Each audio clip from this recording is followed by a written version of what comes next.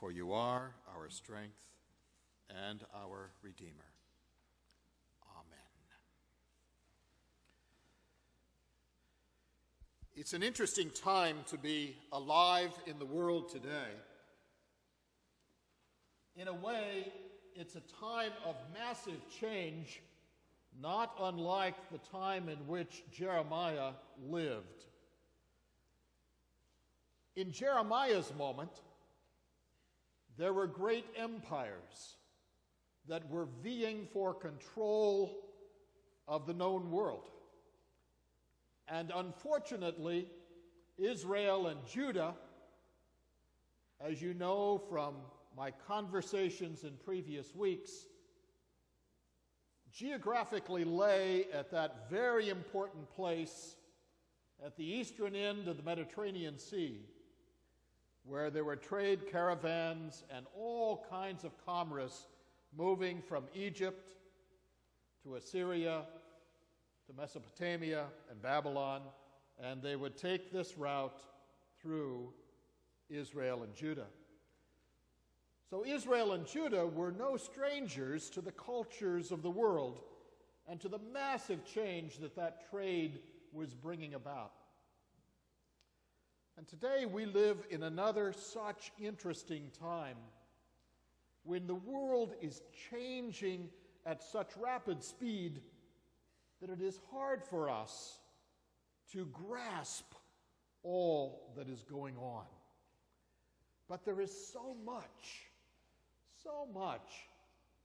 about the history of North America and the way in which we have wrapped our arms around the cultures, the peoples, the religions of the world. There's so much about the way we live in a remarkable peace with each other that can be a valuable example for all of the world. Yet, I sense us living in this time of cataclysmic change when everyone is suspicious of everyone else. And we know from our own settings where we live that that should not be so. Last evening, my wife and I attended a birthday party. A neighbor of ours just across our backyard turned 50. Oh, to turn 50. That would be nice. His name is Abed. His wife is Nancy. And they are wonderful neighbors. We talk to each other in our backyards. We share ideas. And we talk about life. Abed was born in Jordan.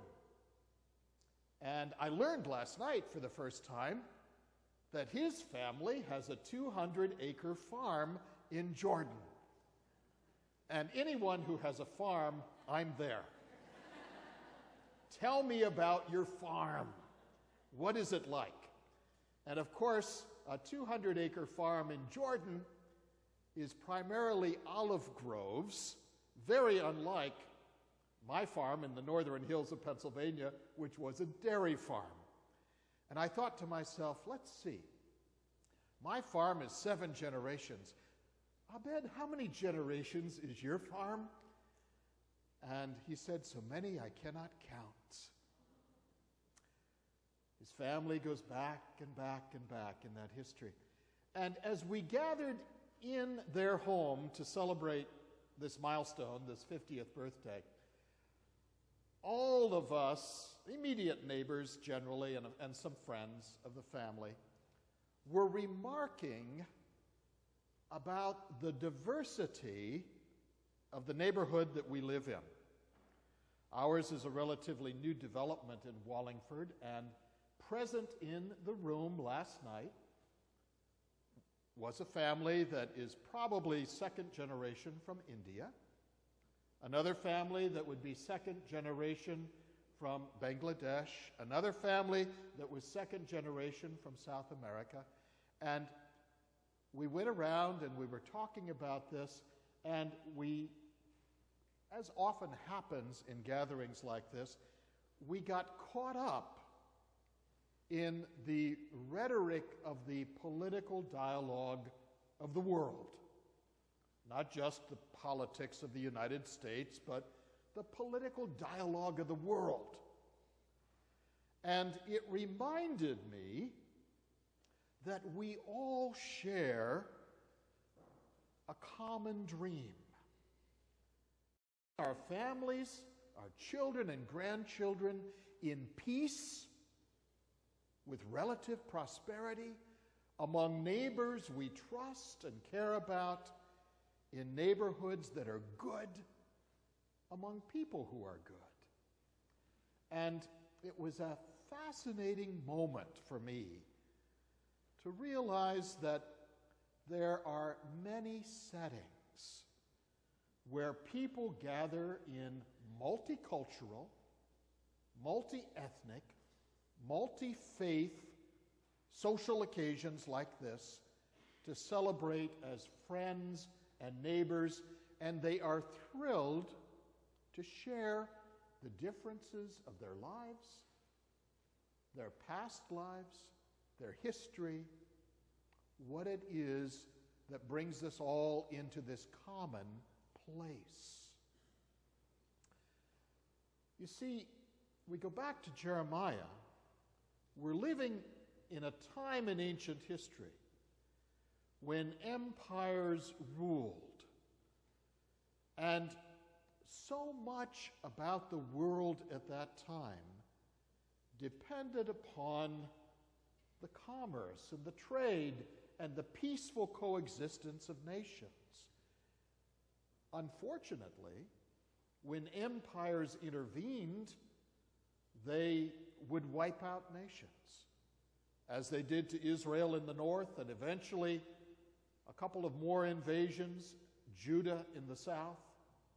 And there were actually 3 different deportations of Jewish people into Babylon. The cream of the crop, those who were well educated, those with skills and crafts that they could produce, and anybody who was of no value was left behind in a desolate land. Think about the nature of our culture and our society, where the dream and the vision is this wonderful melting pot,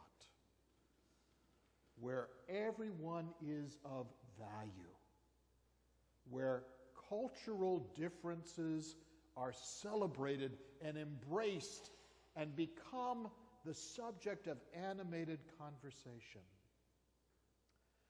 Among us last night was a black gentleman who lives across the way and who spent his entire life in the military.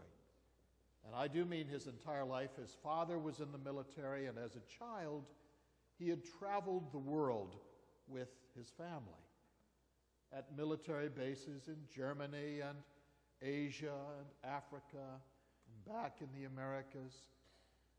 And he was speaking about what it means to have an open heart and an open mind to all people everywhere, and the value that he discovered in all people as he grew up in different settings of the world, and how exciting that was to him to encounter. And he said he's always amazed when he hears someone talking and they are immediately opposed to a certain group or a certain culture when they have never really allowed themselves to experience it or to know anyone from that group or that culture. How could you possibly make up your mind that you do not like